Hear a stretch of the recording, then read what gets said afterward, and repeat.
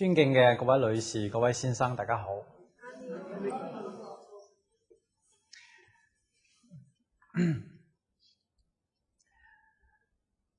我哋前面3日咧，一齊嚟討論咗呢啲西方科學界同埋醫學界關於呢個因果輪迴嘅科學方面嘅證明。尋日咧，用催眠嘅方式嚟幫助人回憶到自己前世嘅呢啲案例。咁喺美國嘅呢一位Brian Jamieson 吉姆森醫生咧，佢有咁樣一個好有趣嘅案例，就係咧對一啲呢個美國嘅嬉皮士進行一種催眠。呢啲嬉皮士咧係一種一啲咧即係白人嘅青年佢哋咧生活咧好放蕩喺屋企咧又唔孝順父母然後咧喺學校咧唔尊敬師長喺社會上咧擾亂治安鬧事。咁呢啲人咧，由於自己好奇結果咧嚟請呢個吉姆森醫生咧嚟催眠嘅時候，結果發現佢哋咧原來前世係印第安人。咁我哋都知道美國佢哋嘅呢個早期嘅歷史係一部白人屠殺印第安人嘅歷史。好多啲印第安人咧俾啲白人殺害趕出自己嘅家園。咁然後呢啲嬉皮士就係呢啲俾白人所殺死嘅印第安人轉世嚟。而且佢哋當中睇見呢個催眠當中睇見咧，自己嘅呢一世嘅父母就係佢前世殺死佢哋啲咁嘅印第安人嘅嗰啲白人。所以你諗下，佢哋啲嬉皮士為咩嚟嘅？佢點解要投胎到你嘅白人嘅家庭，做你白人嘅兒女嚟擾亂你嘅白人社會，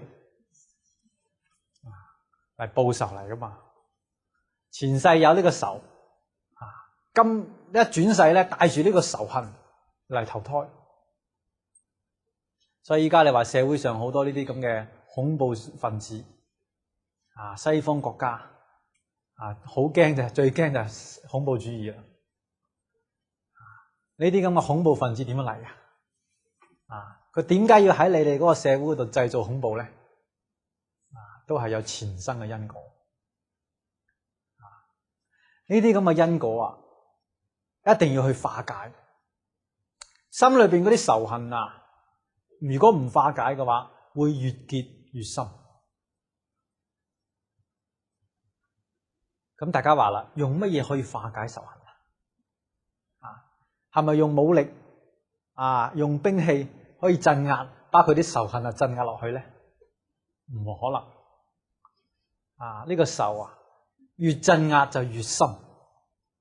所以冤仇宜解不如結，要化解。點樣化解咧？一定要用教育。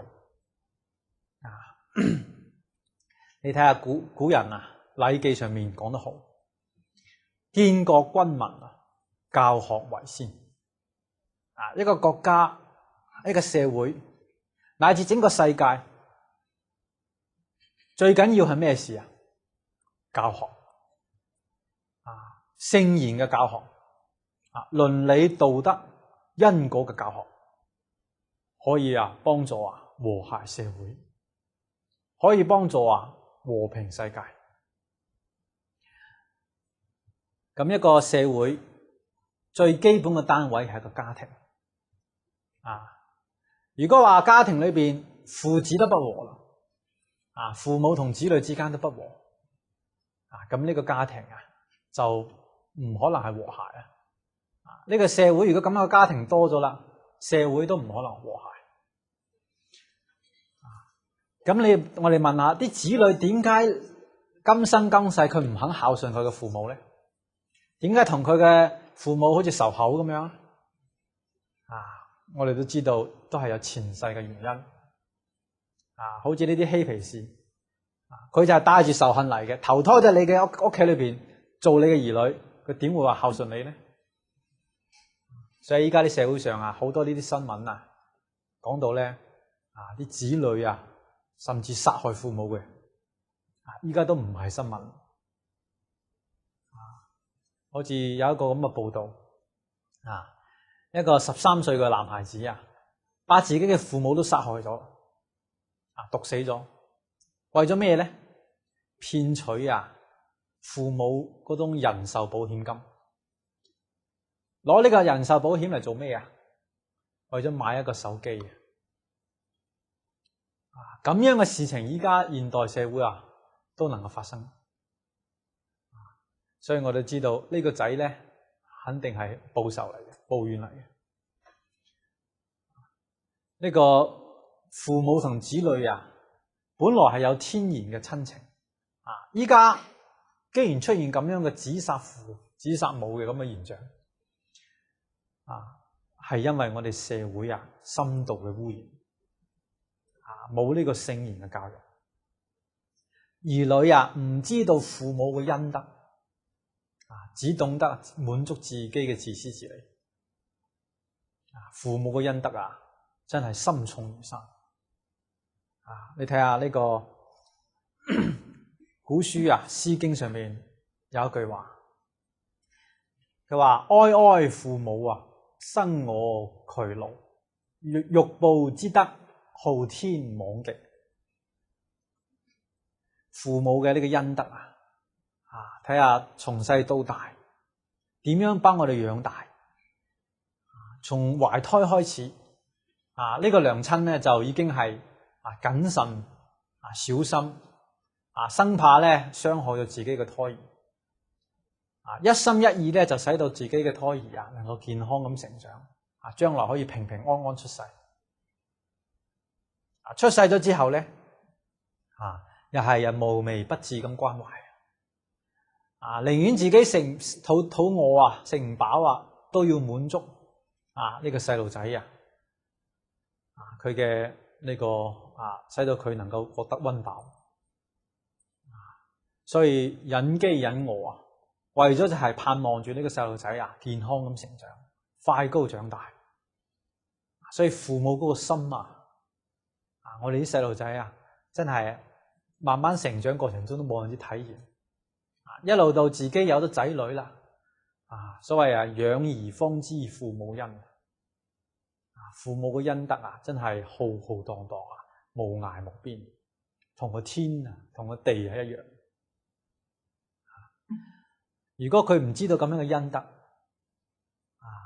順住自己嘅呢啲私欲佢咩事都可以做出嚟。所以呢啲嬉皮士從細就冇受呢啲教育唔懂得父母嘅恩德所以過去有呢種冤仇一個唔知咩嘅恩怨就激發咗佢內心深處嗰種仇恨佢就會嚟報復。咁我哋知道父母嘅恩德咁深重哪怕係我哋過去生我哋父母點樣對我唔住我哋都應該原諒，都應該寬恕。你睇喺佛門裏邊咧，有一部叫做《父母恩從南部經》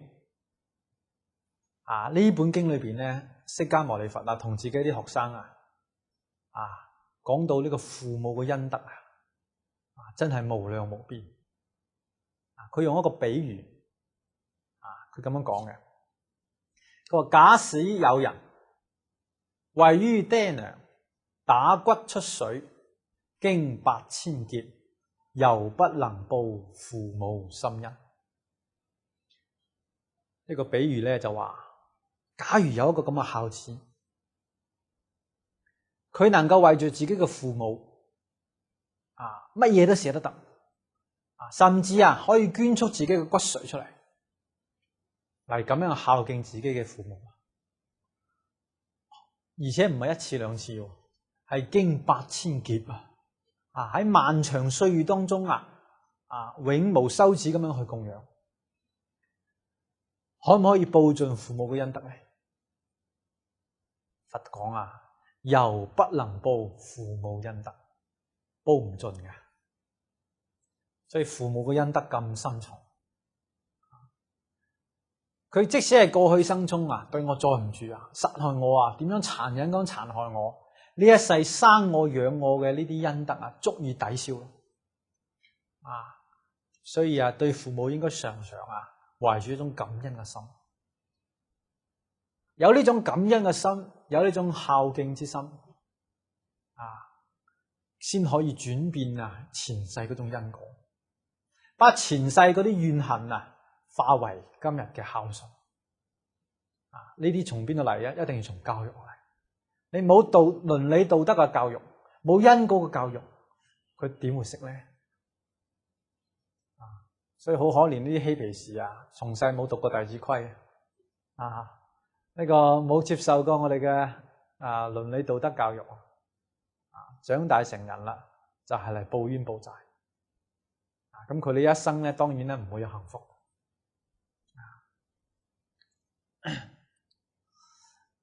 喺呢個舊年啊，由中國嘅中央電視台咧評選咗一個叫做感動中國10大人物嘅呢個評選活動。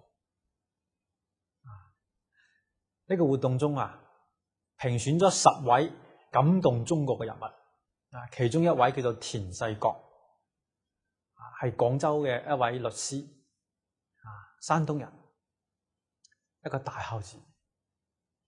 佢嘅孝行啊，感動中國。佢嘅娘親由於得咗呢個尿毒症啊，所以醫生嘅建議咧就話，只能一種方法可以救佢，就係要同佢換一個腎。換一個腎啲係咁簡單嘅事情。所以呢個田世覺佢就毅然啊決定咧，把自己一個腎啊捐出嚟俾佢嘅娘親，而且咧要個醫生啊唔可以講俾呢個消息，唔可以講俾佢嘅媽媽聽，因為佢知道佢媽媽好錫佢。假如知道佢要把腎啊捐出嚟嘅時候，佢話佢媽媽寧願跳樓都唔會接受。咁啊，醫生啊同佢保密。咁啊，手術嗰日咧，先把佢媽媽推入手術室，跟住咧把佢亦推入另一個手術室。咁啊，從佢嘅身上把個腎咧切咗落嚟，跟住移植到佢媽媽嘅身上。咁後尾手術好成功，兩個人都健康出咗院。難得嘅就係佢媽媽因為冇文化到至今仲蒙在鼓裏，仲唔知道自己嘅身上呢個腎係來自於佢嘅仔嗰度。所以當個醫生睇見咁樣感動呢種事蹟佢就把呢件事情咧上報到中央電視台作為感動中國嘅10大人物之一。咁後尾咧呢個中央電視台嘅記者嚟採訪田世覺，當時佢仲瞓喺病床上仲未恢復。佢就話咧佢話咧，其實咧我都唔知道我對於中國我哋國家社會要做咗咩貢獻。人哋嗰啲感動中國嘅10大人物都係咩嘢奧運金牌冠軍咩神舟6號嘅呢個飛行員嗰啲都係為國家為社會做咗好大貢獻嘅人。咁我都冇做乜嘢我只不過為我自己嘅媽媽做咗啲應該做嘅嘢。我對佢嘅報答仲未及得佢嘅佢對我嘅1/1000。咁大家要知道佢憑乜嘢可以評上感動中國嘅10大人物就係憑佢嘅孝心孝行。呢種孝心孝行感動咗我哋中國嘅13億中華兒女。所以孔子有講教民親愛莫善於事，莫善於孝。依家我哋想提出要構建和諧社會呢個吳錦濤主席所提出嘅，希望人人都能夠相親相愛。咁老百姓能夠相親相愛，最重要係教導佢咩啊？教民親愛啊，莫善於孝。最緊要嘅就係教導呢個孝。所以啊，佢呢種孝行真係可以啟發幾多人嘅孝順之心。所以佢係當之無愧啊，可以評上10大感動人物。咁我哋再睇睇佢嘅咁樣嘅孝行，能夠把自己嘅腎捐出嚟，俾自己嘅娘親，呢啲一般人做唔到啊！咁樣嘅孝行可唔可以報答盡父母嘅心恩？佛同我哋點講啊？佢話你唔好話捐一個腎啦。呢個田世國話你睇呢個中央電視台咁樣讚嘆：慈母心上腎孝子一片心。呢個腎表達住自己孝子一片之心，但係同母親對於兒女嗰種關懷係比起身，真係佢講得啱1/1000。所以佛講話，你唔好話只係捐一個腎啦。甚至你把你個骨髓都攞埋出嚟捐出嚟，而且要經8000劫咁漫長嘅歲月，猶不能報父母心恩。所以父母嘅恩德真係不可思議比海深比天要高。所以即使係我哋呢一世同我哋嘅父母過去生中有啲咩姻緣，呢一世感應喺一齊嘅。當我哋知道父母生我養我呢啲養育之恩真係自己所有嗰啲怨恨心都唔應該再起來。再起來嘅時候就係大不孝，一個罪人。所以如果冇呢一種教育，佢點會可能知道呢？而教育最緊要就教導孝。孝經上面講你睇下，夫孝，德之本也，教之所由生也。孔子講嘅，佢話孝係一切道德嘅根本。我哋而家要提倡建立和諧世界，一定要講倫理道德，而倫理道德嘅根本就係孝道。聖人嘅教育就係使到我哋點樣能夠喺呢一生一世保持我哋嘅原有嘅對父母嗰種親情，父子有親嘅呢種親情，保持落去，呢個就係孝。所以所有教育從呢度出生。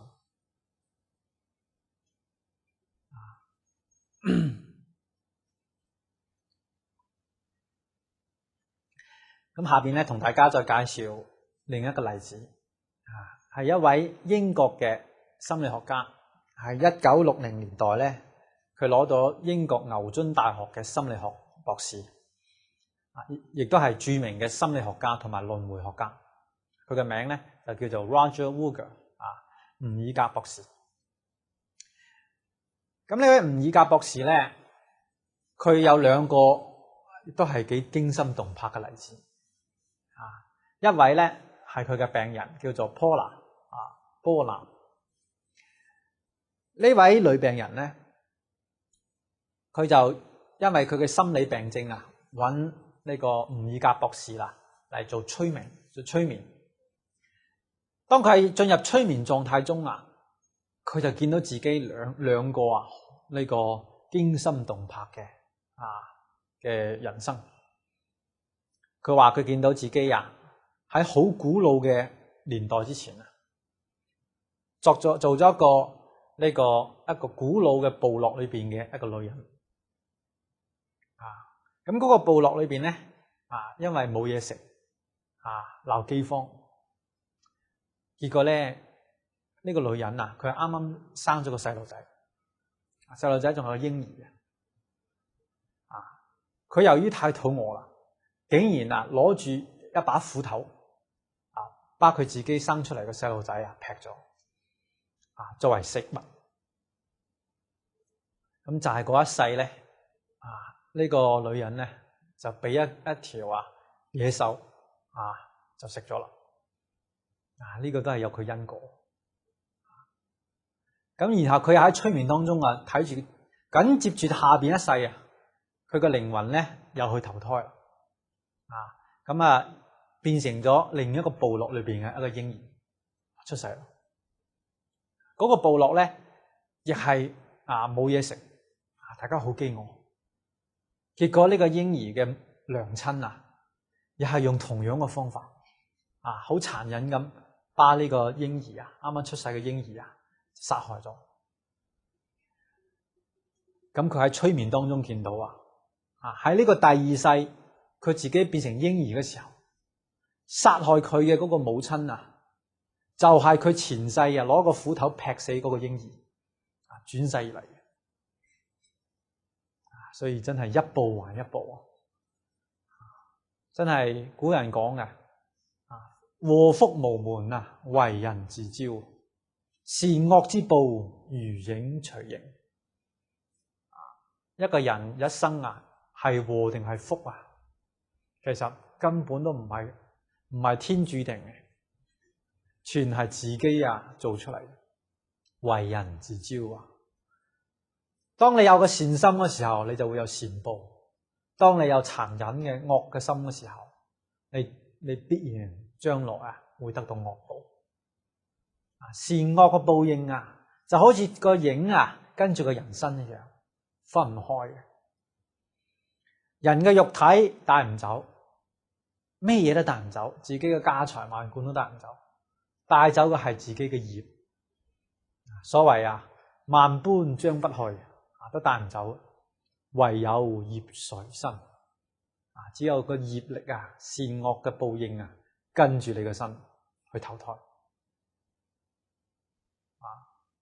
所以你睇下呢個就係咩咧？佛家嘅大佛頂首楞嚴經上面講嘅汝負我命，我還汝債，以是因緣經8000劫常在生死。呢位吳爾格博士嘅呢個案例同我哋講嘅就係好明顯嘅討債還債殺人償命嘅咁樣嘅例子都係佢自己催眠當中睇到嘅。就係因為咁樣嘅還債討債討債還債咁樣嘅關係，使到人生生世世就綁喺呢個輪迴當中受長時間漫長歲月當中嚟受苦所以懂得呢個情況之後呢個惡業點可以做殺業係最緊要呢個殺業做到嚟將來呢個苦係最悲慘。而殺業唔單止係殺人包括殺害眾生你睇下呢啲嘅動物佢都有靈性嘅我哋尋日嗰啲例子都講到動物有動物變成人嘅例子有人變成動物嘅例子。依家啲科學界都有咁樣嘅案例說明凡所有嘅生命只要係喐得嘅都有佢嘅靈性。你殺害咗佢嘅時候佢喺佢嘅內心深處，喺個靈魂深處留下咁樣嘅仇恨嘅呢個印象，將來一遇到嘅時候一定會嚟報所以依家你睇啲人殺生劏豬嘅、劏牛嘅嗰啲啲牛做咗一世牛都已經係好對得住人類啦。但係人類對佢嘅係咩嘢？俾佢咩下場咧？攞到去屠宰場手腳都綁住，然後攞個電鋸咁鋸落去啲鮮血咁樣噴出嚟嗰隻牛臨死之前仲流緊眼淚。所以當我哋睇見呢啲場面嘅時候，我哋知道呢隻牛喺臨死嗰時候帶住乜嘢走帶住深深嘅仇恨人類對我係咁樣嘅，咁我將來點樣會對你所以遇到嗰時候呢個佢唔會放過你。所以你話依家呢啲咁嘅殺生嘅嚴重可以講話，只要係喐得嘅，依家啲人都食得。呢個做呢個殺業真係重所以呢個災難點會話可以化解唔到？要化解災難，唯有大家都食素，大家唔殺生。因為我仲要食佢嗰時候，就有人劏我唔食啦，大家就唔劏啦。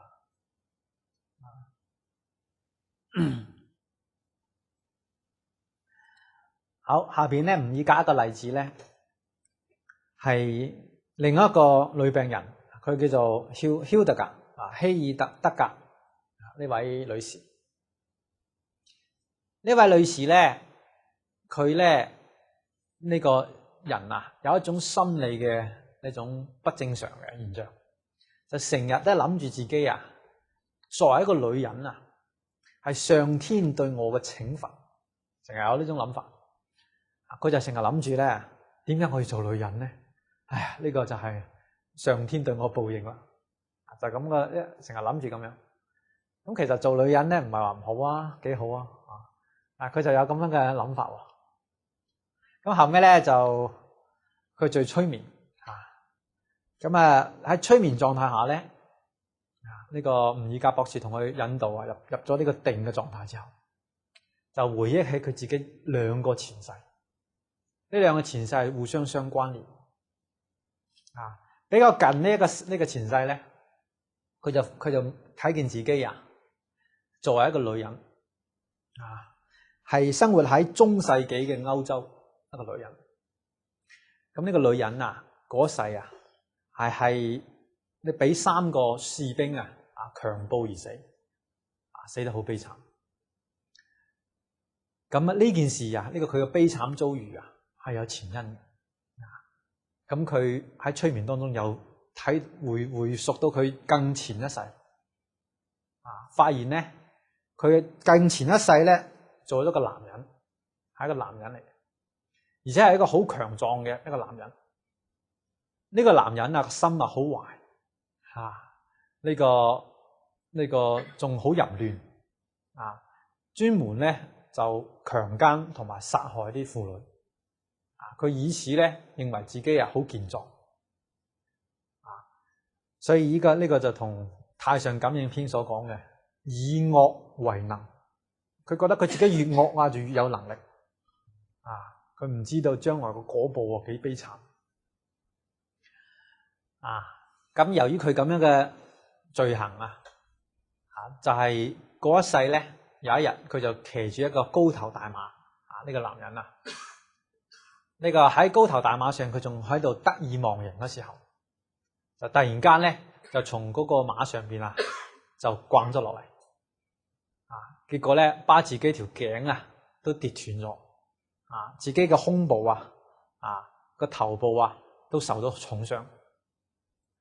咁佢臨死嘅時候佢突然間咧就好悔恨自己點解一世人做到咧咁衰做咗咁多呢啲惡業所以佢臨死嗰時候突然間咧有一種預感感覺到將來咧我冇辦法再有呢種強壯嘅身體啦我可能將來要做女人要嚟受我自己所做嘅報應。咁原來後尾咧真係佢又輪迴變成嗰個女人俾嗰3個士兵又係咁樣強暴而死。甚至到佢呢一世仲有呢種心理嘅呢一種折磨認為我做一個女人仲係一種上天嘅懲罰。咁有呢啲念頭有呢啲想法都唔係偶然都係前世佢所做嘅惡業注定落嚟因做咗落去之後個果就係必然嘅所以點樣先可以轉化呢個因果咧？呢個係關鍵問題可能我哋過去生中做咗好多惡事我哋都唔好笑人哋可能自己都係話唔定啦咁衰嘅咁點辦咧？一個因種咗落去佢仲要有緣先可以結果呢個緣咧就係一種條件。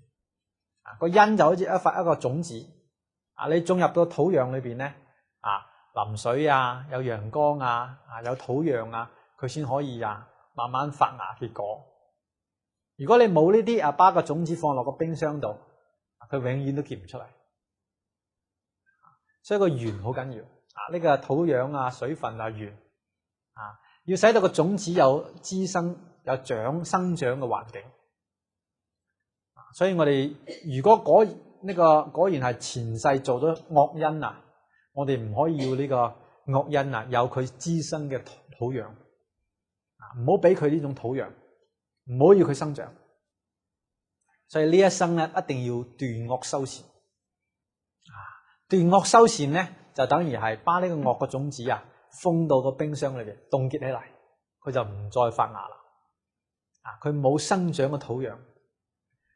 咁我用咩生長咧？用我以前過去生中所做嘅善嘅種子，佢可以喺我嘅善嘅土壤裏邊生長。所以呢一世斷惡修善係最緊要，可以轉化我哋嘅果報。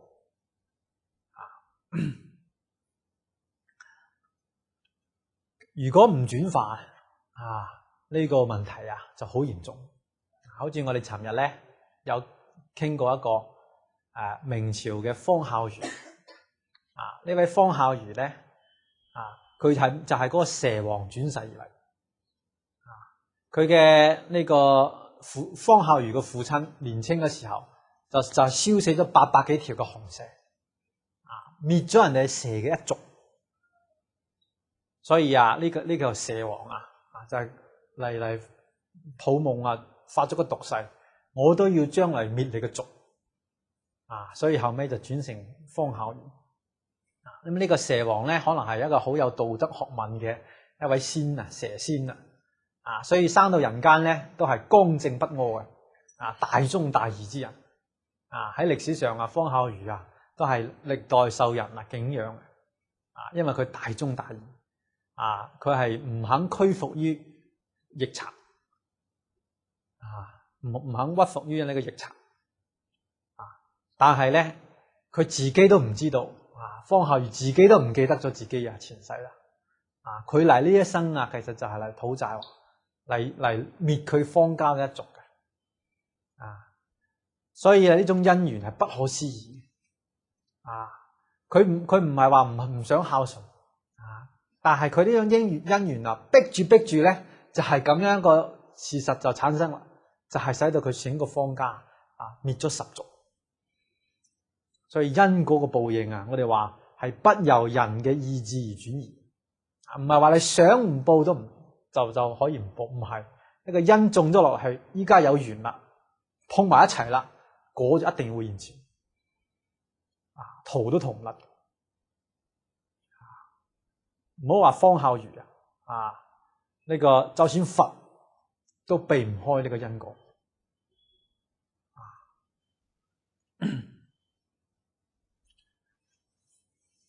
好，咁咧呢度咧我哋就呢個稍微比較詳細啲介紹完啦。呢位呢個第3個西方呢種對於輪迴轉世嘅研究用催眠方法研究前世。咁我哋呢幾日咧有傾過第一對靈魂存在嘅研究，第二對能夠記憶前生者嘅立案調查研究，第三催眠法回憶前世嘅研究。咁接下嚟咧我哋繼續嚟討論第4個研究領域，係對不同維次空間生命嘅研究。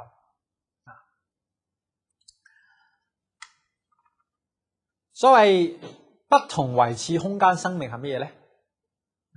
即係講我哋人我哋嘅身體係存在於3維空間當中。3維即係我哋講嘅長闊同埋高3維，再加上個時間咧，咁就叫做4維空間，就係我哋講嘅時空。咁4維空間以外咧有其不同維次嘅空間嘅。呢啲空間當中咧亦都會有生命嘅存在。咁現代科學家已經證明啦，宇宙當中存在住11度嘅空間，11個維持。但係從理論上嚟講啊，空間嘅維持係無量無邊。呢個每一個空間當中咧，都可能會有生命嘅存在。我哋輪迴啊，唔一定只係翻嚟呢個四維空間當中，可能係有其他空間嘅生命。咁依家啲呢個現代科學家咧，喺呢方面咧，亦都探索得好深入。我哋所講嘅對鬼神嘅研究，肉眼睇唔到嘅另一個空間當中嘅生命，咩鬼神啊，天神啦，嗰啲，依家天神咧，由我哋琴日講嘅威斯醫生，佢對催眠病人發現嘅，有啲神靈通過病人嘅口講話，呢啲神靈咧肯定係比人要高嘅，智慧佢嘅生命層次肯定高，仲有鬼神，我哋尋日講到輪迴仲有動物嘅，動物變成人，人變成動物都會有，所以嘅生命層次空間好多。咁喺呢個領域裏邊咧，一位比較著名嘅係喺歐洲意大利嘅一位專家，專門咧係研究靈性生命嘅專家，佢嘅名叫做Marcello Bassi 馬歇羅巴希博士。呢個巴希博士咧，佢從1949年就開始對於呢種所謂嘅靈性生命嘅研究，我哋話一般話鬼神證實確實有鬼，確實有神。咁佢所做嘅研究嘅方式咧，就係用一種通訊呢個工具，呢個照片上咧係佢嘅實驗室嘅一啲工具，呢啲設備咧係可以收錄呢個鬼神嘅聲音，可以錄落嚟嗰啲鬼神嘅說話。咁佢嘅實驗係咁樣做嘅。通常咧一個實驗咧參加人都有幾十個人，其中包括咧一啲研究呢個超自然現象嘅呢啲所謂靈性生命嘅專家，仲包括咧呢啲咁嘅通訊設備嘅工程師，仲包括咩咧？一啲自願嚟參加實驗嘅呢一種研究對象。咁呢啲人咧通常係一啲媽媽啱啱咧死咗仔，咁佢好思念自己死去嘅仔，聽講咧有咁樣嘅實驗可以同自己嘅仔進行溝通，所以佢咧自願嚟參加實驗。咁呢個實驗通常咧係晚黑9點鐘開始。咁想問下，點解要晚黑開始咧？因為鬼都係晚黑出沒噶嘛，所以佢晚黑9點鐘開始嘅時候，呢個巴希博士通常咧用佢嘅嗰啲通訊設備調到一個短波段，呢個短波段咧係7到9兆赫，megahertz 7到9 megahertz。喺呢個波段裏邊咧，通常一般嘅信號，關於呢啲咁嘅電磁波咩電台嘅、電視台嘅、手機嘅啲信號咧，通通都可以過濾，唔會影響到呢個實驗。咁然後咧，大概呢個調到呢個信號之後咧，從佢個喇叭裏邊會傳出嚟正常嘅噪音，大概10到20分鐘之後咧，呢啲噪音就突然間停止。咁咧就隨之咧聽見喇叭裏邊傳出嚟一啲風聲吹風嘅聲音，從喺風裏邊仲夾雜住一啲歌聲，啲歌聲咧由遠而近，就好似有啲咁啲鬼神飄過嚟。咁呢個時候咧，巴希博士聽見咁樣嘅聲音之後咧，因為佢做呢個實驗咗幾廿年，佢好有經驗。佢咧就即刻對住嗰個喇叭咧開始呼叫，佢話：朋友們，你哋喺邊度啊？我哋呢個就喺呢度，請你講說話啦。咁樣同佢呼叫。咁冇幾耐咧，就真係聽見呢個喇叭裏邊傳出咧應答嘅聲音。嚟啦，佢真係嚟啦。咁然後咧，啲聲音越嚟越清晰。甚至咧講嘅說話都好一個字一個字都好清晰。全部都錄音錄咗落嚟。講說話呢啲人，呢啲唔係人係啲鬼神係咩人咧？咩生命咧？都係呢啲在場嘅母親，佢失去嘅嗰啲仔啲子女佢翻嚟同自己嘅母親講說話咁有一個即係我其中摘取一段呢啲實驗好多每次嘅差唔多嘅我同大家咧摘錄咗一段咁呢次實驗裏邊咧係一個意大利嘅呢個男孩子佢死咗冇幾耐咁佢嘅媽媽咧係在場做實驗咁喺呢個實驗當中咧呢個男孩子佢嘅鬼魂就翻嚟同佢媽媽講說話錄音錄落嚟嘅咁佢講啦話親愛嘅媽媽唔好難過總有一日你會知道我哋嘅奧秘當你離開身體嘅時候你會發現你嘅靈魂進入咗另一個層次嘅生命咁呢個細路仔佢講說話咧其實咧好明顯就係為咗安慰佢嘅媽媽講俾佢媽媽聽話媽媽你又唔好難過唔好傷心唔好成日思念我哋啦我哋依家都幾好嘅咁將來咧總有一日你都會嚟到我哋呢度就可以發現我哋嘅奧秘噶啦就係咁樣講話咁諸如此類嘅講呢啲說話嘅錄音好多咁呢個我哋睇下呢個實驗點解可以成功咁使到呢啲鬼神能夠招翻嚟呢個係有原因可以講話有兩個原因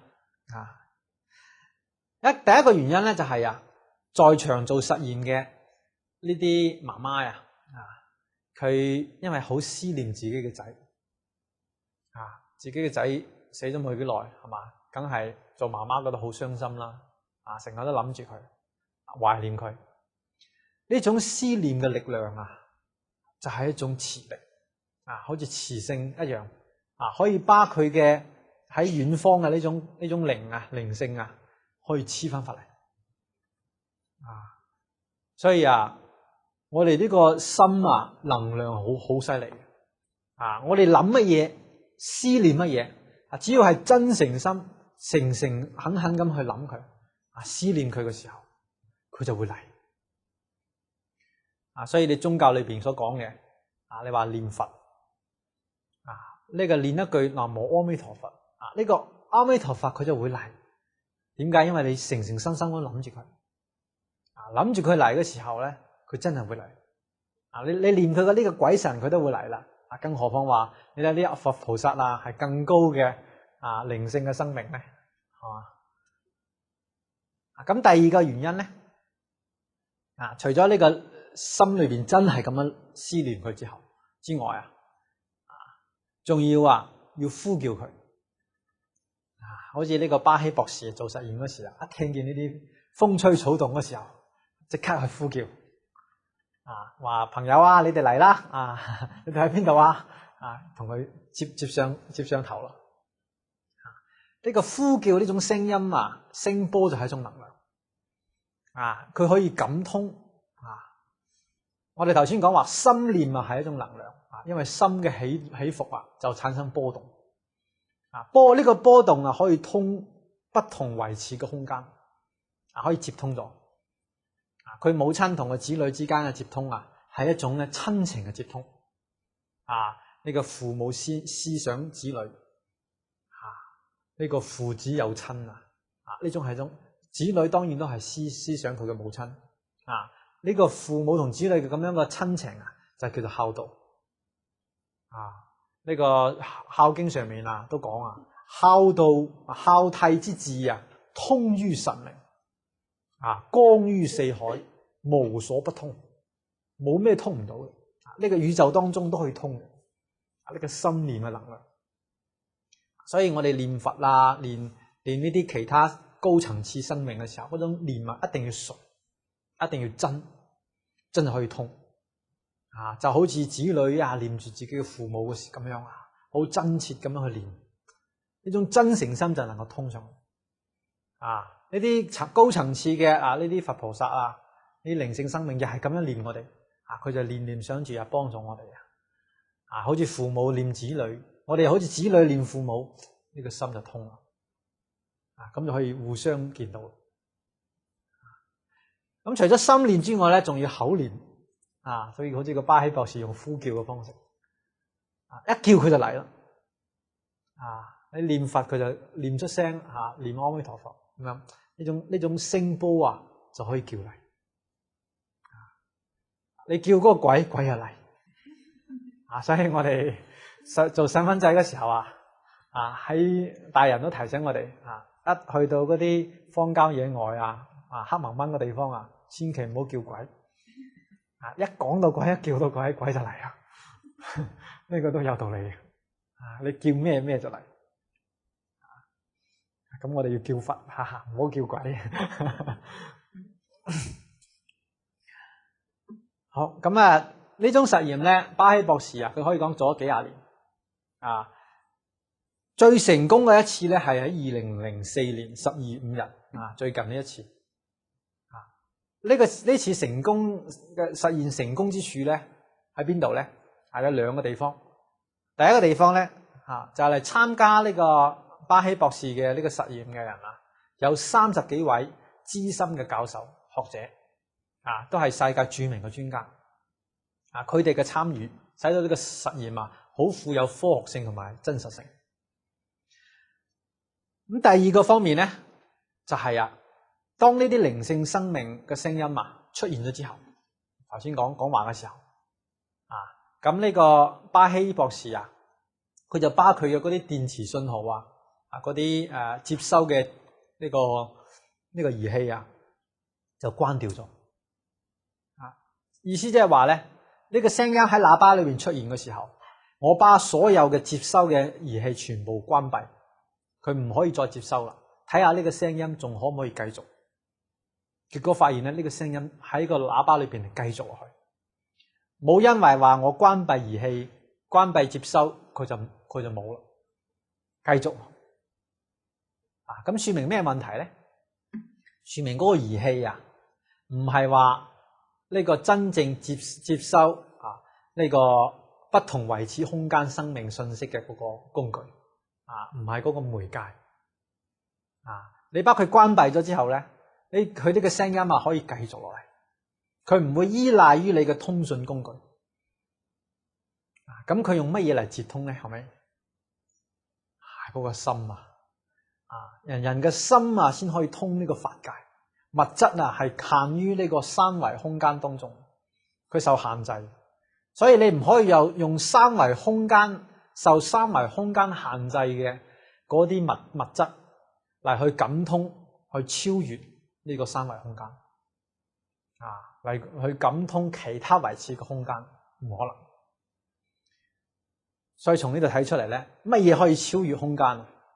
我哋嘅心心係不可思議超越時空佢係我哋真係叫做宇宙本體本源從呢個心出嚟最不可思議嘅就係呢種心所以依家科學慢慢要從呢個物質世界進入呢種精神世界研究呢個心嘅道理呢個先係最根本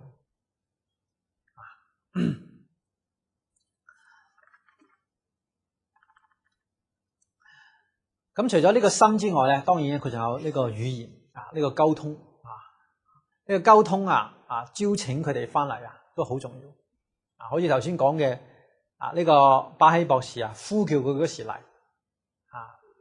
呢個咧其實喺宗教嘅儀式裏邊我哋都會見到你譬如講佛教裏邊嘅做嗰啲法事呢個我知道喺呢度咧，經常大家做個三時系列呢個三時系列啲人，你睇下呢個主法嘅呢位和尚上咗台之後咧，點樣去呼叫佢哋啊？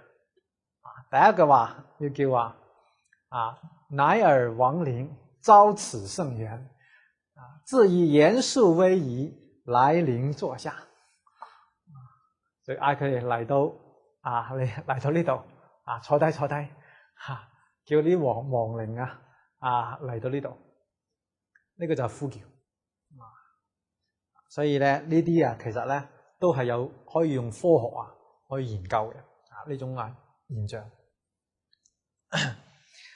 並唔係迷信係確實係可信係真實嘅。咁喺呢方面研究嘅學者有好多，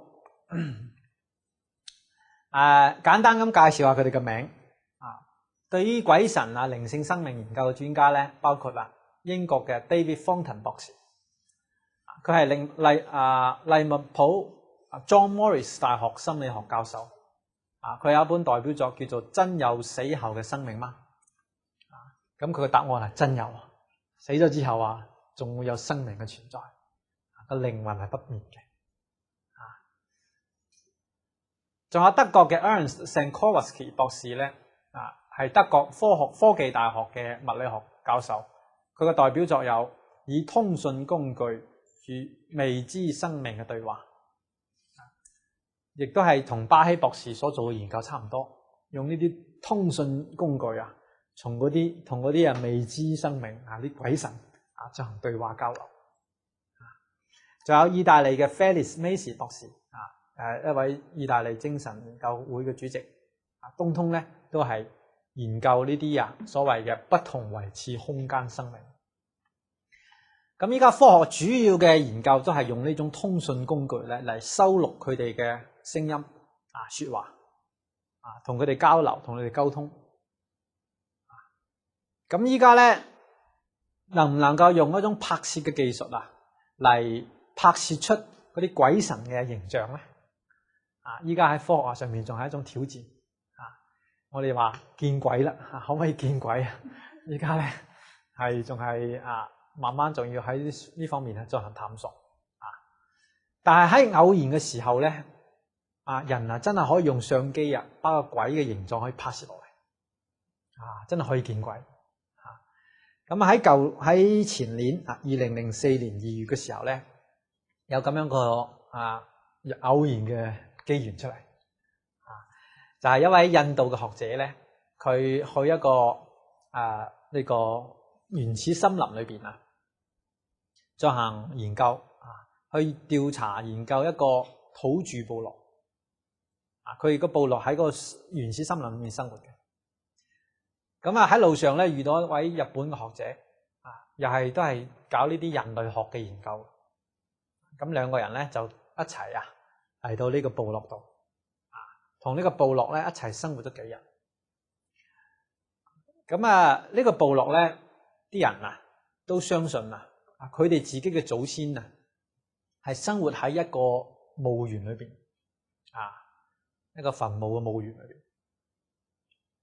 咁一般人咧係唔可以隨便闖入呢個墓園，因為呢個墓園係祖先嘅聖地嚟嘅。隨便闖入之後可能會俾祖先懲罰。咁呢兩個人咧，佢亦都唔懂呢個規矩。咁有一日咧，佢哋就由於想睇下啲風景咧，就嚟到呢一塊聖地。當時咧天色慢慢接近黃昏啦。咁佢哋見到咧，呢個風景都唔錯，就想喺度拍張相。咁嗰個印度嘅學者咧，同日本學者先拍一張相，用嗰種數碼相機digital camera 嚟拍攝。咁拍咗一張相之後咧，冇幾耐見到個日本學者突然間昏倒在地，暈咗落去。嗰個印度學者就覺得就好驚啦。可能佢都諗起呢個啲長老同佢講嘅說話。可能咧呢個人俾嗰啲祖先打咗一餐，暈倒在地，所以佢就好驚，即刻跑翻去咧揾嗰啲部落嘅長老嚟求救。咁啲長老嚟到之後一睇咧，咁佢哋咧好有經驗，知道咧確實呢個人係頭先俾呢個祖先懲罰咗，咁就即刻攞啲草藥同佢敷上去，跟住同佢念一啲咒語，嗰啲特殊嘅咒語，就後尾咧把佢咧就救翻醒。咁佢醒咗之後咧，呢兩個學者都不敢久留啦，就即刻捲起被鋪就翻去啦。咁翻到屋企之後咧，呢個印度學者咧就把佢嗰日晚黑喺同嗰個日本學者影嗰張相咧，就 download 下載到佢嘅電腦裏邊。結果打開嚟一睇嗰張相片就嚇咗一身冷汗。咁嗰張相片咧，依家都發表喺網路上邊，我俾大家睇睇。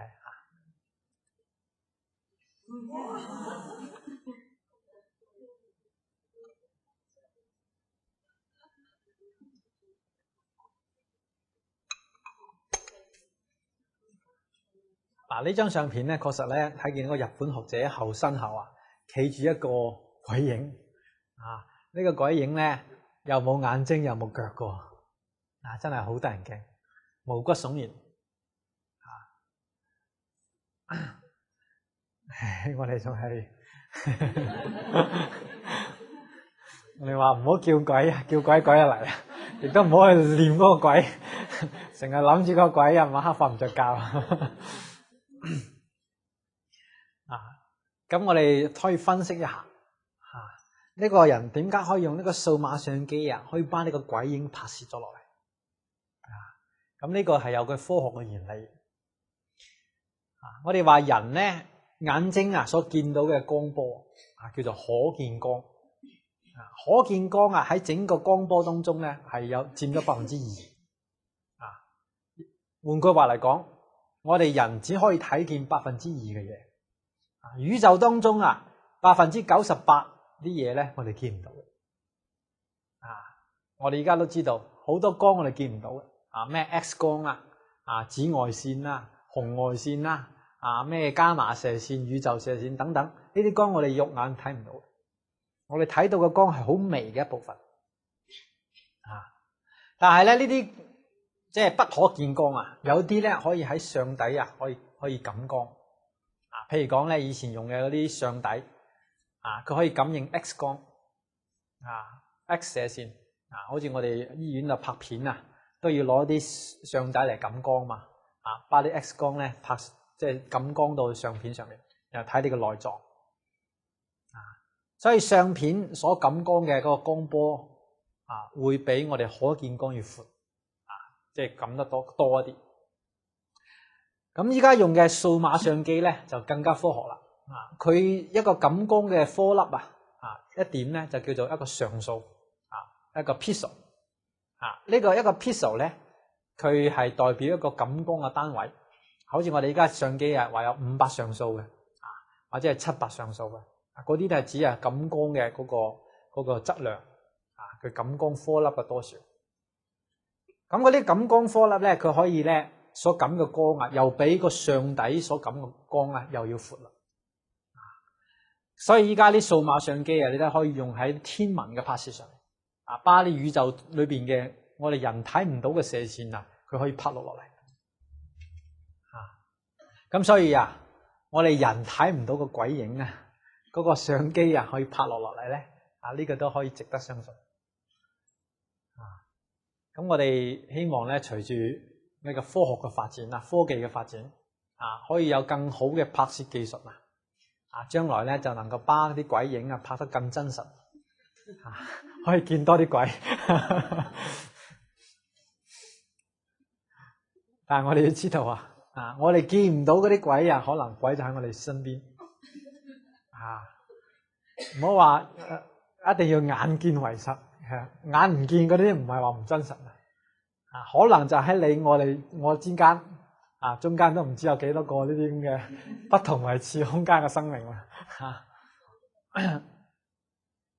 所以古人提醒我哋當我哋一個人喺度嘅時候當我哋獨處嘅時候，一定要謹慎一定要自己懂得自己安安分分遵守紀律千祈咧唔好放肆當我哋放肆嘅時候好可能咧會受到呢啲不同維次空間生命嘅懲罰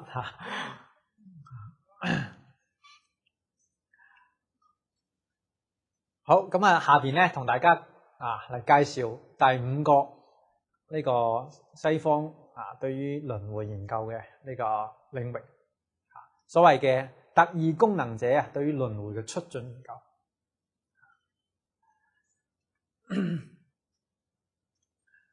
呢種特異功能者咧喺西方叫做 psychic 佢哋啲人有比一般人更特殊嘅能力佢哋咧可以咧睇到過去，睇到未來可以咧同人哋醫病個醫病嘅方法好神奇一般呢個正常嘅呢個醫學嘅手段冇辦法之醫好嘅病喺呢啲特異功能呢個人嘅呢個手下咧，一下子就醫好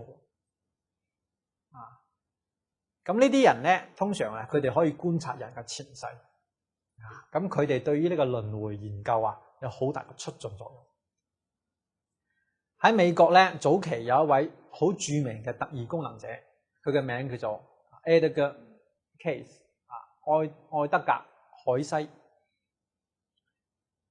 咁呢位海西先生佢係出生於呢個美國嘅維吉尼亞喺當時可以講話整個美國都把佢奉若神明對佢尊敬得不得了把佢稱為叫做維吉尼亞嘅奇人。咁好多人當時咧一開始都唔相信呢位海西先生有一種特異功能佢呢種特異功能係點咧？係先自己進入催眠狀態就自己入定啦即係好似話瞓喺一張床上佢就入咗自我催眠狀態咁喺呢種定中咧就會有一啲神靈通過佢個口可以講出啲預言或者講出一啲幫人醫病嘅藥方或者講出人嘅前世因果，所以咧講得都好準咁好多人咧就以為咧開始以為海西喺度弄虛作假故意製造騙局咁包括咧一位哈佛大學嘅一位心理學家叫做修格蒙斯德堡教授都對呢位海西進行咗嚴格嘅調查企圖想話揭穿海西嘅騙局，但係佢哋最後嘅調查結果咧都一致認為海西呢種特異功能係真實嘅根本唔係騙局。咁後尾好多呢啲學者對於海西佢都有好深入嘅研究咁有一位叫做吉納塞敏納拉博士一位女博士，佢寫咗本書叫做生命多重，係專門咧對海西嘅呢種特異功能了解前世嘅一種綜合嘅分析。咁我依家咧用佢簡單嘅一個案例同大家介紹海西呢種所謂嘅特異功能。咁佢嘅特異功能首先咧表現喺佢治病方面治病好神奇譬如講有一位美國嘅喺 Kentucky 肯德基州有一位婦女，呢位婦女咧就啱啱生咗個細路仔呢個嬰兒全身咧就發抖神經緊張同埋呢個痙攣即係有啲似我哋講嘅癲癇嗰種病，好嚴重嘅癲癇，先天性嘅。結果咧呢個幾個醫生嚟同佢治療都冇人知醫好佢眼見住呢個小小嘅生命就要死咯。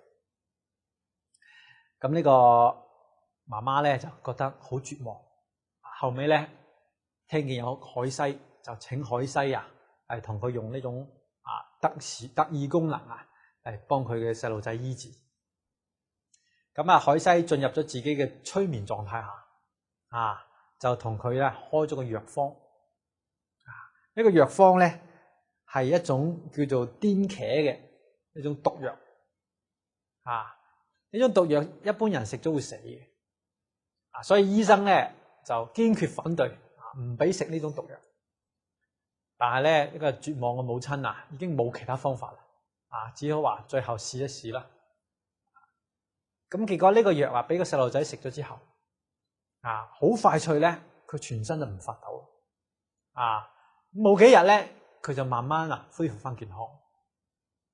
所以咁神奇。咁呢啲事情咧，確實現代嘅科學醫學都冇辦法嚟解釋嘅，屬於一種特殊功能，特異功能。咁呢位海西先生佢做咗好多咁嘅案例，一生當中咧做咗大概14000幾個案例。咁咧其中22000個2500個咧都係同前世輪迴有關。而且佢喺同人哋治病又好，做預言又好，幫人哋睇前世又好，通常都把呢個人呢一世有咩病，呢個病因講出嚟。佢話呢啲病因都係前世做嘅，大部分都係前世做。佢把呢種所謂嘅前後嘅因果用業力呢個詞嚟解釋。咁呢個業力咧，其實咧作東方佛教裏邊已經有，叫做卡瑪，卡瑪即係業力。佢就用卡瑪呢個詞。咁呢個業力咧，佢點樣解釋咧？佢話咧，好似咧澳大利亞、澳洲啲土著人所用嘅一種武器，叫做回旋鏢。呢種回旋鏢佢呢個土著人攞住佢咧嚟打嘢，打啲雀打啲嘢。攞住佢一個靶咧，飛出去嗰時候佢會慢慢又轉翻嚟，又翻到嚟呢個投擲人嘅手上。咁佢用呢個回旋鏢嚟比喻咩咧？比喻人嘅所做嘅業如果你做咗善嘅業，將來咧呢種善嘅力量會翻嚟你嘅身上。如果你做咗惡業咧，呢個惡嘅力量始終又會翻嚟身上。佢叫做回旋業力。咁佢有好多咁嘅例子都係佢幫人嚟反觀前世所講出嚟嘅呢啲案例咁我哋嚟體會一下佢講嘅所謂嘅回旋業力係乜嘢。第一個案例咧係有一位40幾歲嘅婦女佢得咗一個咩病咧？一種全身嘅過敏從細路哥開始咧，佢就患咗呢種過敏症。尤其係當佢食一啲麵包一啲穀類嘅食品嘅時候，佢就話呢個覺得咧又打乞嗤全身皮膚都過敏。當佢接觸到一啲化學製品嘅時候，好似塑料呢啲咁嘅嘢，佢就覺得全身嘅神經痛。咁呢種病好特殊，佢睇咗好多年醫生都冇辦法幫佢醫好。咁然後咧，佢就最後請呢個海西同佢觀察，究竟佢個病因出自喺邊度。咁海西咧同佢進入催眠自己催眠所以佢同我哋尋日講嘅催眠醫生所用嘅方法唔同。催眠嘅醫生咧係使佢呢個病人本人進入催眠狀態，自己睇到自己前世。呢個海西咧係佢自己進入催眠咧，用佢嘅特異功能嚟睇呢個病人嘅前世。結果咧就發現咧呢個婦女佢今生嘅呢一種過敏症確實係前生造成的。佢話佢前世呢個婦女就係搞化學嘅，專門咧生即係製造一啲化學藥品。呢啲藥品啊，使到好多人嘅皮膚過敏而且咧，佢啲藥品啊流失到空氣當中啊，使到好多人都中毒由於佢做咗呢啲咁嘅嘢咧所以佢呢一世啊，變成咧佢係得到呢啲咁嘅過敏症一遇到呢啲化學製品啊，即係全身都神經痛呢啲過敏，所以呢個都係佢業力當佢咁樣去做出呢啲業嘅時候，影響到他人，將來呢個報應會返到自己身上。所以做咩事業都要選擇好。我哋話呢個婦女前世係一個科學家，搞科學嘅，專門研製化學嘅。但係由於佢做嘅呢啲化學製品對人類冇利益，有害處嘅，佢都會有果報。所以你睇下依家啲所謂科學家，好多咩生產原子彈生產呢啲咁嘅生化武器嘅，嚟殘害生命嗰啲將來啲果報一定係好悲慘。所以人選擇呢個事業一定要選擇正當嘅行業，對人類對社會有貢獻、有真正利益嘅，咁樣先可以選擇。最怕就入錯行，入錯咗行將來都會受因果。好，咁第二個案例咧，海西嘅案例係關於一個大學教授，佢一出世就係雙目失明。呢個人好聰明，做到大學教授啦，但係兩隻眼都睇唔到。咁佢咧醫治咗好多次，都冇辦法醫治好。咁後尾咧就揾到咧，因為由於佢聽咗一個廣播節目，呢個廣播節目係報道呢個海西嘅呢個神奇事蹟嘅，所以佢就揾到海西。當時海西已經係全國好有名嘅人。咁佢就請求海西同佢反觀佢嘅前世，睇下佢究竟嘅雙目失明係咩原因造成。咁海西咧入咗定之後就同佢揾咗好幾個前世，終於揾到佢呢一世雙目失明嘅原因。原來佢喺公元前1000年嘅時候，佢係生活喺波斯國，波斯即係我哋依家嘅伊朗，喺嗰度咧生活喺一個野蠻部落裏邊嘅一個城市。咁呢個部落野蠻殘忍，同其他部落打仗嘅時候，把人哋啲部落嗰啲敵人捉翻嚟之後就攞啲燒紅嘅鐵去整盲人哋嘅雙眼。咁呢個大學教授嗰一世就專門做呢個工作嘅，佢就專門咧每日都攞出呢啲咁嘅鐵燒到紅紅嘅，把人哋兩隻眼整盲。結果就係因為咁樣嘅業力佢呢一世一出世雙目失明。咁後尾呢個海西要佢自己懺悔，呢個幫佢醫治，幫佢開啲藥方咩醫治，都唔可能全部醫好佢，因為業力太重所以只能幫助佢咧醫好咗10%嘅事力。所以可見得人真係善惡之報如影隨形。做咗咩惡事嘅時候真係聖賢佛菩薩都救唔到你，要受嘅仲要受。呢個所以最關鍵就係唔好話果現前嘅時候先驚，喺要做因之前就要謹慎。如果係惡嘅因，我哋唔可以去做。知道咧惡因將來一定會得到惡果。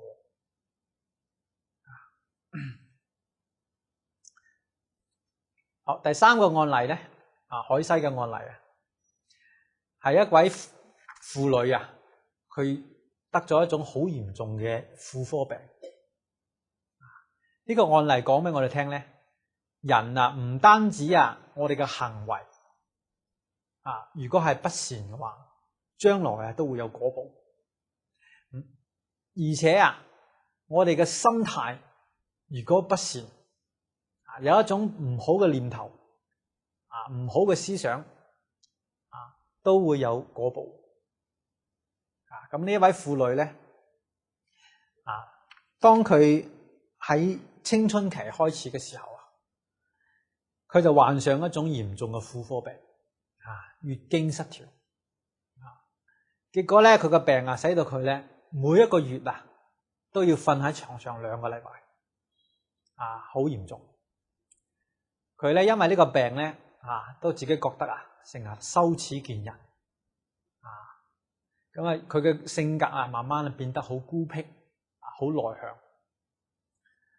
咁後尾咧佢就請呢個海西同佢反觀前世，揾下究竟我呢個病係咩原因因為點醫都醫唔好。咁咧呢個海西咧同佢睇就足之咧揾到咧佢個前世嘅原因。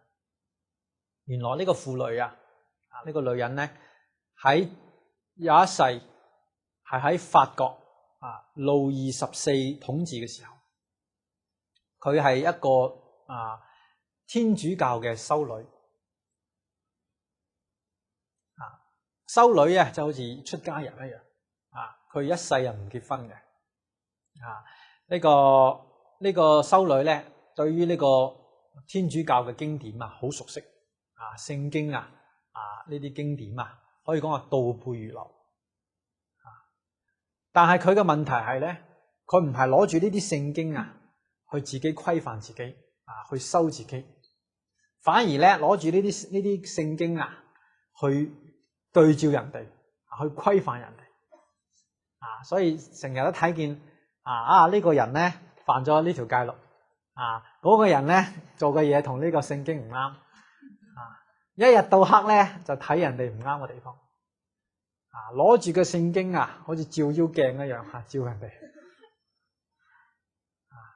唔單止如此佢仲要咧當發現人哋嘅過錯嘅時候仲要幫人哋批評到咧無地自容搞到佢羞恥見人。所以由於咁樣嘅因佢呢一世嘅果係咩咧？佢自己得咗咁嘅病自己就係羞恥見人所以從呢個案例我哋睇到一個人如果呢個有一個不良嘅心態，呢個將來都會食佢嘅苦果一個修女，我哋話修道人修道人最關鍵係乜嘢咧？係攞住呢啲聖言嘅教誨係規範自己嘅使到自己能夠提高我哋嘅靈性生命能夠提高我哋嘅道德操行點可以話成日去揾人哋過失咧？好似禪宗六祖慧能大師講過：若真修道人不見世間過。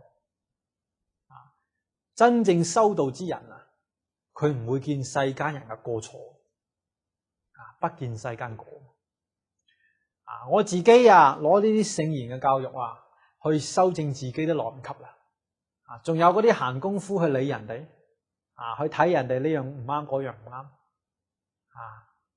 所以經常諗人是非談人是非嗰啲將來都會有報應所以我哋古人呢個聖言教育我哋經常要存住一個善心咩係善心咧？常常都係睇人哋嘅善良嘅地方諗人哋善良嘅地方思念思維觀察都係人哋善嘅地方。人哋不善嘅惡嘅我哋唔好睇佢睇見咗就好似冇睇到一樣提都唔好提佢咁樣時時可以保持自己嘅善良之心純正純善咁樣自己嘅靈性生命先可以得到提升如果唔係就算我哋懂得佛經懂得聖經，到將來都會受呢個果報。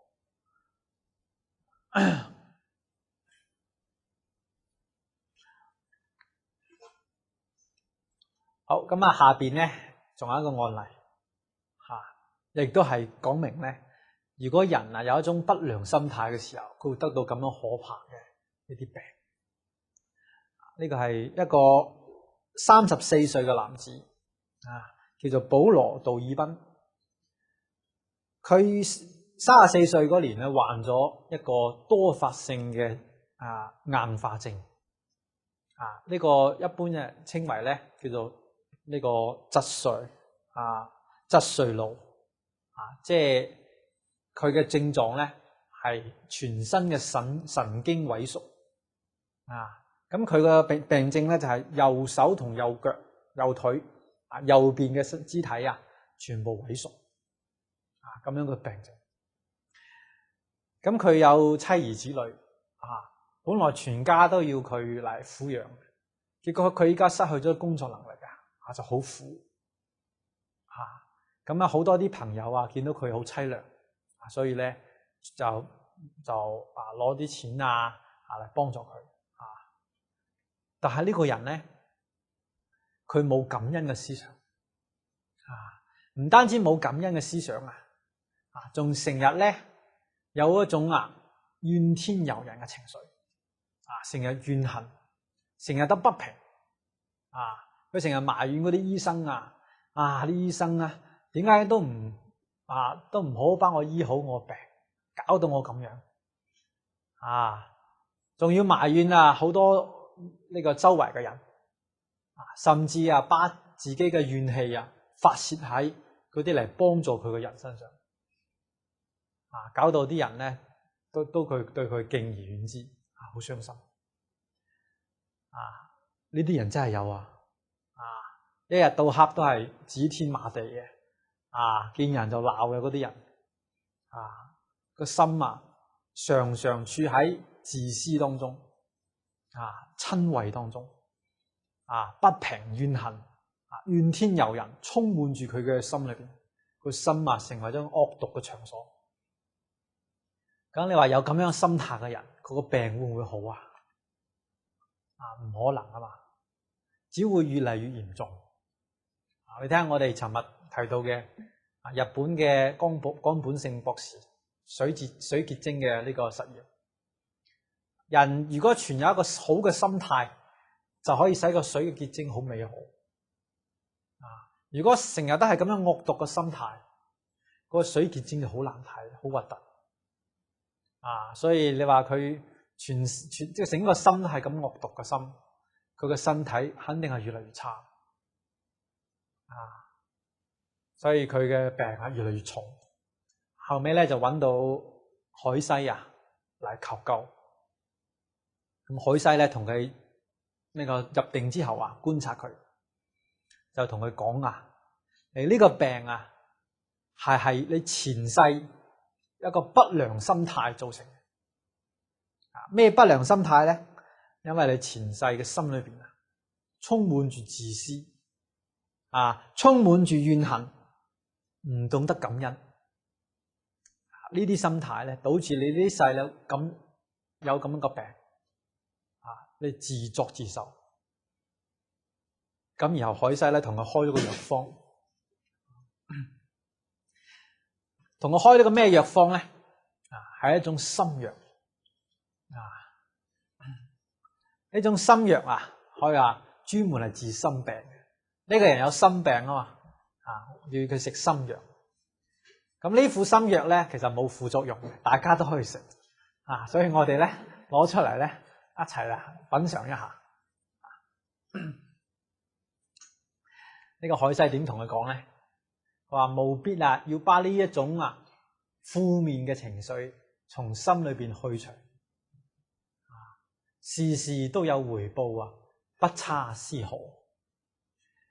你呢個病係業力輪報所致只要仲有仇恨、惡毒、自私，呢個身體就冇辦法治愈。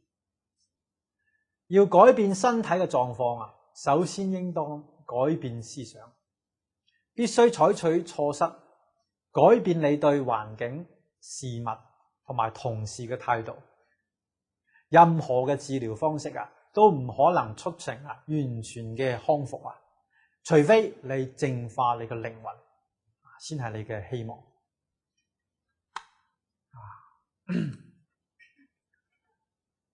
所以你睇下呢位被美國人奉若神靈嘅人海西啊，同佢開出咁副心藥直接同佢係把呢個病啊從根上同佢治。呢個病啊都係心做出嚟嘅。個心啊係嗰個病嘅根本所以治病要治本所以呢個人嘅心態不善惡毒，一定要海西要佢做咩啊？淨化你嘅靈魂先係你嘅希望。要你嘅心態你嘅心靈純正純善，把呢啲唔好嘅念頭自私自利不知道感恩、怨恨怨天尤人咁樣嘅呢啲咁嘅思想要取代佢，變成一種善良一種幫助樂於助人一種慈悲為懷奉獻社會嘅咁個心態，咁先有希望。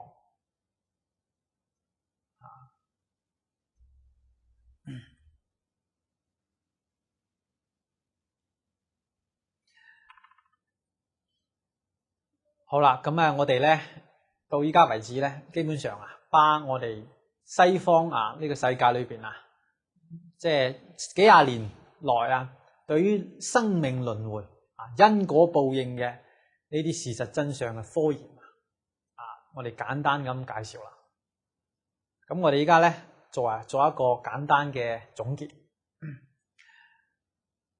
睇見咁多呢啲西方嘅科學家嘅案例一幕一幕嘅都係悲慘經歷呢啲咁嘅輪迴我哋相信睇見咁多案例佢確實存在咁我哋會思考輪迴係點樣嚟？人點解會有生死？點解會有輪迴？咁可以講喺佛經當中呢兩段話咧係最好嘅說明。喺大佛頂首楞嚴經上面講汝負我命，我還汝債，以是因緣經百千劫，常在生死。汝愛我心，我憐汝惜，以是因緣經百千劫，常在纏縛。呢度講人點解會有輪迴就係因為討債還債我欠咗你嘅命，你欠咗我，你要還；我欠咗你嘅債將來又要還債呢個互相之間係咁樣去報特別係殺呢個債命債最根本嘅。第二個咧就係呢個愛欲之心總之輪迴就係呢兩個字，一個愛，一個恨愛恨嘅感情使到我哋呢啲人深深咁綁喺呢個輪迴當中，不能夠出嚟呢個古人講嘅七情六欲七情五欲呢個七情愛同恨呢個係最麻煩有時候愛都可以殺人嘅太過愛，好似睇見嗰啲動物你因為好愛佢愛咩愛食佢愛到不得了嗰時候佢就開殺戒啦佢都係好可怕，將來都要還債咁我哋睇見呢啲案例當中所講全部都係科學嘅例子一幕一幕嘅都係血淋淋嘅呢啲咁嘅互相仇殺嘅呢啲咁嘅例子人輪迴真係好苦哪怕你呢一世再榮華富貴好似你話史泰龍先生夠富貴啦啩，家財萬貫啊，佢前世原來都係你睇下俾拳王打死嘅，俾人斬頭嘅，呢啲血淋淋嘅例子。所以我哋知道生命輪迴好苦。咁苦咁苦啦，有冇一個念頭話我可唔可以唔好輪迴咧？唔輪迴幾好啊？呢個係一個大問題。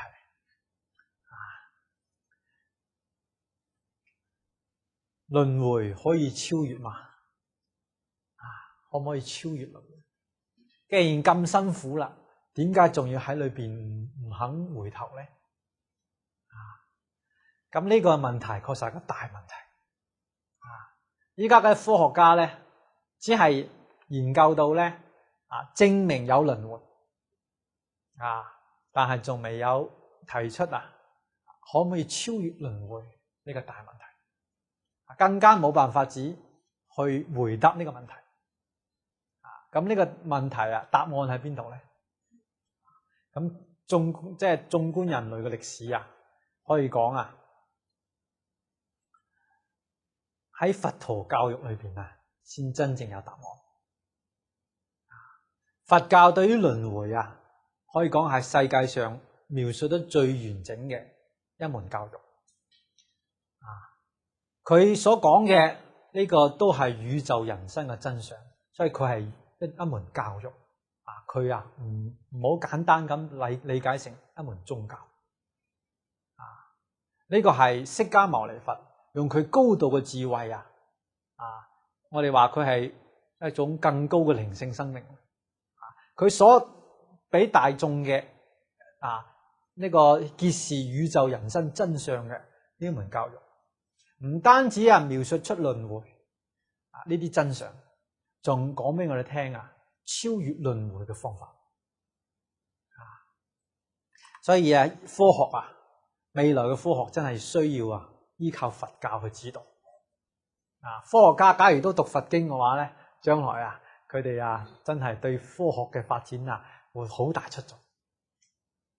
呢句說話咧，其實咧唔係我嚟講嘅，係大科學家現代科學之父愛因斯坦講。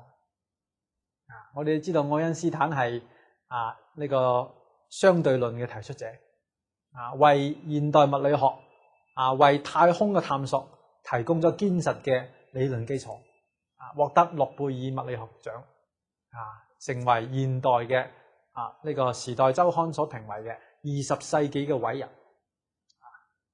咁佢咧點樣嚟評價科學與宗教嘅關係咧？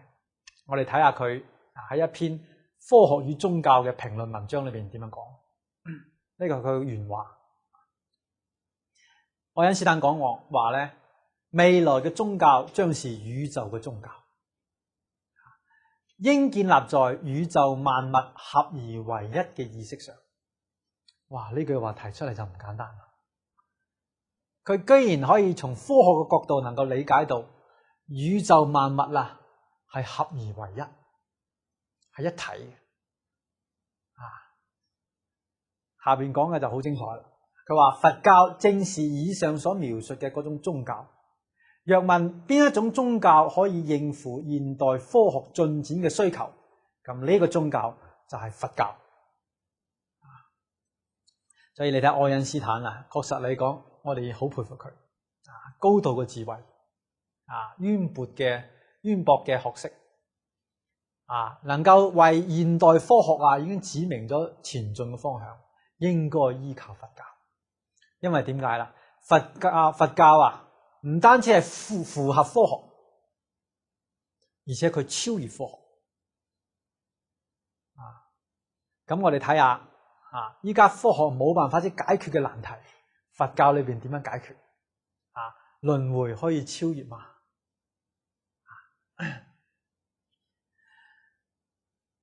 咁講到輪迴可唔可以超越我哋睇下佛教點樣解釋。我哋首先要明白輪迴係點樣嚟嘅。你要明白輪迴點樣嚟嘅，佢嘅根本原因揾到咗，咁你把呢個原因去除咗，咁咪就唔輪迴咯。咁佛同我哋講最根本嘅原因係咩咧？輪迴最根本嘅原因係由於我哋眾生迷惑。迷惑乜嘢咧？咁呢啲迷惑係好多種。佛喺經裏邊講過好多。咩見惑、思惑、塵沙惑、無明惑，呢啲術語名詞好多啦。我哋而家冇時間傾咁耐。我哋揸住根本。咩迷惑咧？就係對愛因斯坦所提出嘅宇宙萬物合而為一呢一種觀念，佢迷惑咗，佢忘記咗啦。佢唔懂得原來呢個宇宙萬物係一體。因為佢唔知道呢個宇宙萬物係一體，所以咧佢會分。分呢個係我嘅，嗰個係你嘅。我嘅同你嘅係對立起身嘅。我哋兩個唔係一體。甚至咧我會損害你嘅，嚟利益我自己嘅，損人利己。自私自利嘅念頭就咁樣出嚟。呢個自私自利點樣嚟嘅？因為佢迷惑啊嘛，佢唔懂得宇宙其實係一體。如果一體就冇分噶嘛。佢要分啦，說明佢忘記咗啦。佢唔懂得。所以你睇下我哋而家啲人講話，地球是一家，呢個講嘅說話都唔夠準確。一家人裏邊都有你我有分開應該係咩咧？宇宙是一體，咁樣啱。大家係一個生命共同體裏邊。就好似一個全身，各個器官、各個細胞，每個人就好似一個細胞一樣。咁我哋再問落去啦，既然話宇宙萬物係一體咁嗰個體喺邊度？本體喺邊度？呢個本體喺邊度咧？就係我哋一念一念心，呢個就係宇宙嘅本體。整個宇宙就係從心嗰念所產生，為心所現，為色所變。呢個心同色都唔係兩個。呢個覺悟嘅人咧，把佢稱為心。迷惑嘅人咧，把呢個心變成色。其實都係一個，只係有一個迷一個悟唔同。所以呢個宇宙從邊度出嚟咧？就係一念心當中而產生。所以呢個宇宙當然係一體啦。整個宇宙都係嗰一念心化出嚟嘅。換句話嚟講，我哋整個宇宙所有眾生，包括你我他，通通咁緊密團結喺我哋一念當中。呢個夠晒團結啦，冇得分噶啦。所以損害人就損害自己，你就把我哋原本嘅一體破壞咗啦。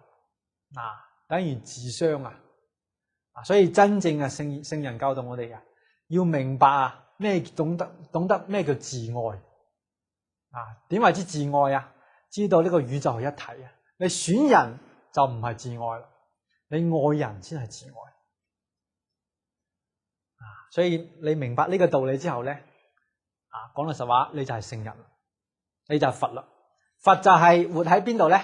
宇宙萬物合而為一嘅呢個狀態下面，呢個就係佛。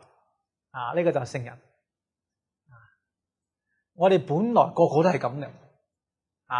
所以佛都同我哋講本來就係有如來智慧德相。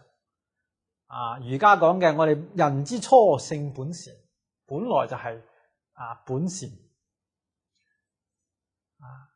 但係咧，我哋點解變成咁嘅樣咧？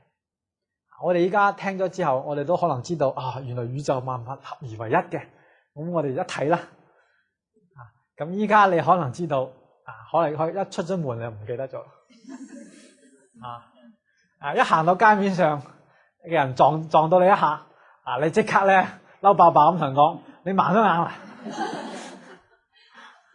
即刻咩宇宙合而為一啦，通通望喺腦後啊！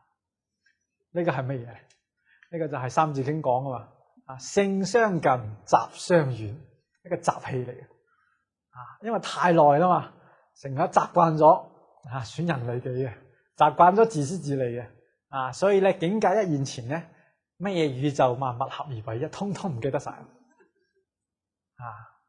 問題就出喺呢度，我哋凡夫啊就係咁樣迷啊，佢唔明白，佢唔可以喺境界當中回頭啊，所以修行就修呢個啊。咁講實話呢件事亦都好難啊。咁點辦咧？係咪冇辦法之超越輪迴咧？啊，因為你真正合而為一啦，咁就邊個輪迴啊？冇輪迴啦嘛啊。所以要解脫輪迴，就係明白咧，原來宇宙萬物合而為一，根本冇輪迴。乜誰喺度輪迴啊？咁我哋如果呢個境界唔可以保持咧，釋迦牟尼佛咧好慈悲啊，佢仲同我哋講出一個特別嘅方法。呢個特別方法咧，即使我哋可能真係忘記咗，或者真係唔理解呢個境界，都有辦法啊，可以超越輪迴啊。咁呢個咧方法啦，就係念南無阿彌陀佛啊，求生西方極樂世界啊，求生淨土。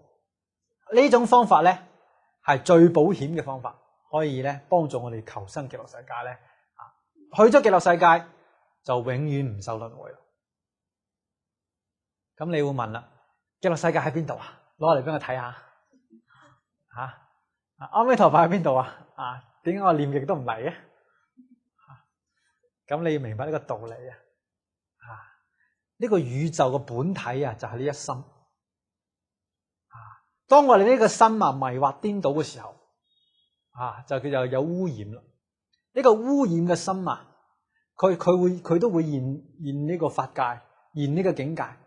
啊！呢個境界係一個污染嘅境界，係一個污染嘅宇宙啊！所以我哋有自私自利啊，有貪嗔癡嘅時候咧，我哋睇呢個世界咧啊，香港啊，尖沙咀呢啲咁嘅境界啊，當我哋自私自利啊，貪嗔癡慢都冇啦，心裏邊南無阿彌陀佛一句一句接住念咧啊，心好清淨啊，同佛咧相應。呢個時候咧，我哋呢個念啊念咩？係現咩境界咧？呢個念啊現出嘅宇宙就係極樂世界。所以極樂世界喺邊度啊？當你呢個念頭清淨落嚟嘅時候，係一句阿彌陀佛念到落去啊，中間唔夾雜任何嘅妄想執着，唔起心動念啊，冇嗰啲自私自利嗰啲念頭，乜都冇啊。就係一句阿彌陀佛，阿彌陀佛，阿彌陀佛，一句接一句咁念落去，清清靜靜，不知不覺嗰時候，你就進入極樂世界。呢種境界啊，真係叫做如人飲水啊！啊，你個冷暖自知啊，你自己飲咗水凍定係熱嘅，你自己先知，人哋代替唔到。因為嗰個世界，極樂世界又好啊，污染嘅世界又好。通通係嗰一念生出啊，所以真正明白呢個道理啊，相信呢個道理咧，我哋也一定要發願啊，求生極樂世界。極樂世界唔係喺天邊啊，極樂世界喺邊度咧？就喺我呢個正念當中所化出嚟嘅宇宙啊。咁極樂世界係咪真係有啊？真係有啊！喺呢個經常講嘅。從呢個世界以外咧，有10萬億個國土啊，即係10萬億嘅星球啊，呢個星系啊，咁遠嘅地方有一個世界叫做極樂世界，真係有，裏邊真係有一個阿彌陀佛啊，佢可以有佢發咗48大願啊，可以普度一切眾生啊，發願咧，只要有一個眾生咧念佢個名阿彌陀佛，佢會嚟接引，臨命終嘅時候會嚟接引。真係有呢啲事情，但係你哋要相信啊！雖然話係有呢個事，但係你嗰啲事情啊，呢啲宇宙當中發生嘅呢啲事情咧，都係我哋一念心所發現出嚟。呢個心係不可思議嘅，宇宙當中無處不在，邊度地方都離唔開你個心。呢個佛菩薩又好，一切眾生又好，冇一個喺你嘅心外面。所以我哋首先要相信自己就係佛我就可以成佛嘅。釋迦牟尼佛，我原先就係如來智慧德相。孟子話人人皆為堯舜，我就可以做堯舜，一定有呢個自信。人之初性本善，有呢種意識之後咧，就要相信阿彌陀佛。我現前仲係凡夫一個，喺街上撞到人仲會鬧人嘅。呢個凡夫點辦咧？要靠阿彌陀佛，佢係聖人，佢係真正嘅老師，可以接引我，可以帶領我去一個好嘅學習環境裏邊，就係極樂世界。喺嗰度我可以咧回頭，可以恢復翻我原先本性本善。咁仲要相信我依家去念佛，依家做念佛嘅因有因就必有果。我依家念一句阿彌陀佛阿彌陀佛嘅因，做落去之後咧，個果一定係往生極樂世界，一定係成佛嘅，一定可以超越輪迴嘅。呢個因果一定要相信，而且呢個因果係同時嘅。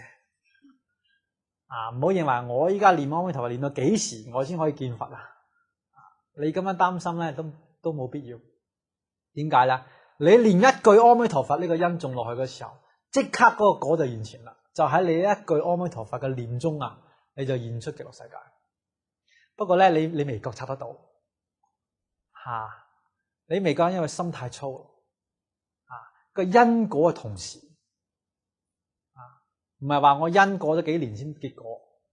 講到實話，時間都係假嘅。愛因斯坦同我哋證明時間係人類嘅錯覺，根本冇時間，根本冇空間，通通係我哋嘅執着錯覺妄想呢個妄想同錯覺愛因斯坦講話錯覺，我哋呢個佛家講話妄想相對應，妄就錯，想就覺妄想對錯覺真係好對應。呢個妄想嚟所以因果都同時當我哋一句一句南無阿彌陀佛練到清清楚楚，聽得明明白白嘅時候，呢個陣時候你唔知唔覺你當下就喺極樂世界你本來就成佛。相信呢個事情確實有阿彌陀佛嚟接引亦都要相信嗰個你就係阿彌陀佛嚟接引其實都係你心所現嘅。阿彌陀佛從邊度接引我就係我念佛嘅念中佢現出嚟嘅。我去極樂世界去到邊度無非都係去到你念中個正念當中嗰個極樂世界。無論係極樂世界定我呢個世界，不出你一念。所以心淨則國土淨。呢個係我哋上個月中國呢個最舉行嘅世界佛教論壇嘅呢個題詞主題詞心淨則國土淨心安則眾生安，心平則天下平，完全得你嘅心呢個心咧廣大無邊嘅，千祈唔好認為我而家諗下嗰個心唔啱，嗰個心係個妄想心又係你嘅錯覺真正嘅心係真誠嘅完全係冇任何雜念全身心咁樣去靠到求阿彌陀佛嚟接引，咁樣嘅呢一種念嗰種呢個求佛接引嗰種哀切心先可以有感力弄虛作假搞唔到所以咁樣先可以真正咧解決呢個人生呢個宇宙嘅大問題輪迴可以超越嘅咁講呢個咧，當然唔係等到咧將來科學已經發展到咧，發現確實有極樂世界，確實有阿彌陀佛嗰時，你先求生極樂世界，嗰時你可能都唔喺度啦。依家就要開始做。科學咧行喺後邊嘅，我哋千祈唔好俾科學害咗。依家咧嗱嗱聲啊！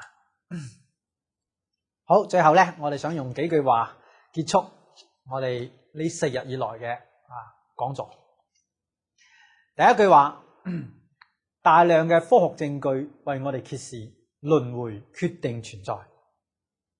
第二句，輪迴中係因果同埋業力嚟支配嘅，所謂善有善報，惡有惡報。不是不報啊，時候未到，時候一到，善惡都有報。第三句，宇宙為萬物為是一心，心淨則國土淨，一心念佛求生淨土，可以永脫輪迴。多謝大家。